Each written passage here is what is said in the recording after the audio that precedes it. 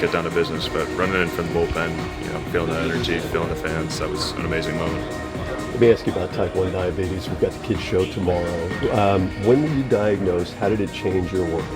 Yeah, so I was diagnosed in 2018. I was a sophomore in college, 20 years old. They found it on a urine test for an internship I was doing. I'd lost a bunch of weight, kind of had all the symptoms, but didn't really know what was going on. Spent a couple of days in the hospital, educated and everything on everything I need to do as a type 1 diabetic to take care of myself. Got kind of back to it. Within 2 weeks, I pitched again. Kind of just taking it in stride. That's the only way that I felt that you can do it, is just one day at a time, learning more and more about yourself and how to live with it. In an era where we're seeing more focus placed on health, mental health, diabetes, clearly, what message would you give to families with children who they just can't explain the symptoms? What's your message there?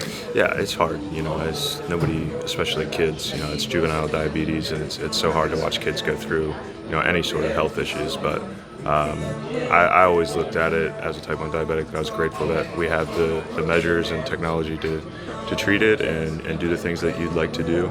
I've had moments in my life where I've been fearful that it would withhold me from doing things I wanted to do, but that hasn't been the case. I sit here and get to do one of the coolest jobs in the world and play baseball for a living.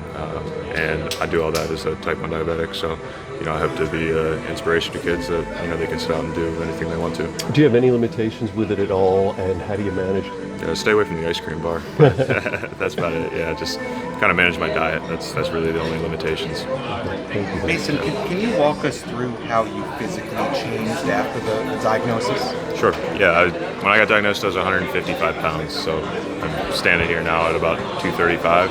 So pretty much skin and bones to putting on enough strength that my body's able to withstand a long season now and be able to produce enough power that the fastball jumps the way it does. So yeah, it's been a drastic change, but it didn't happen overnight. A lot of hard work in there as well.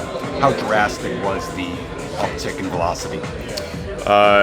So I threw about 90 coming out of high school. I lost probably 10 miles an hour. I was throwing about 80 before I got diagnosed. That came back quickly, and then it's just kind of been 2 or 3 every year for the last 7 years or so. Thanks, man. Thank you. Yesterday we asked you like 1.5 questions. It was a whirlwind and we were exhausted. Can you just tell us about who you are as a person? Yeah, I'm a simple guy. I'm really grateful to be able to do the things that I do.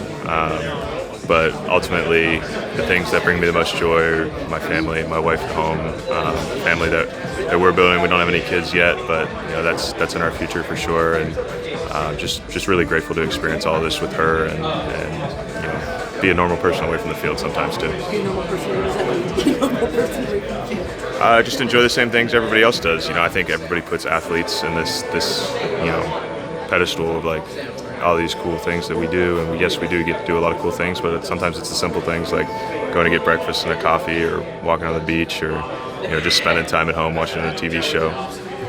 Just things like that, just the simple things. What was your wife's reaction? That's the most important thing.